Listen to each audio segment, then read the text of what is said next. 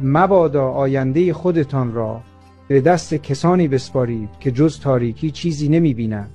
شما امروز در خیابانها فریاد میزنید، اما فردا شاید همان صداها خاموش شوند. زیرا کسانی که قدرت را به نام دین میگیرند تحمل شنیدن هیچ صدایی جز صدای خودشان را ندارند. من به شما هشدار میدهم، اگر امروز آزادی خود را آسان از دست بدهید، باز پس گرفتن آن بسیار دشوار خواهد بود. من به خوبی میدانم که دین مایه آرامش و ایمان دل هاست، اما وقتی دین تبدیل به ابزار حکومت شود، نه دین باقی میماند و نه آزادی. حکومت مذهبی یعنی یک صدا، یک نگاه، یک راه و هر کس جز آن فکر کند دشمن شمرده خواهد شد. تا بر اندیشه تان خط بکشند، تازه خواهید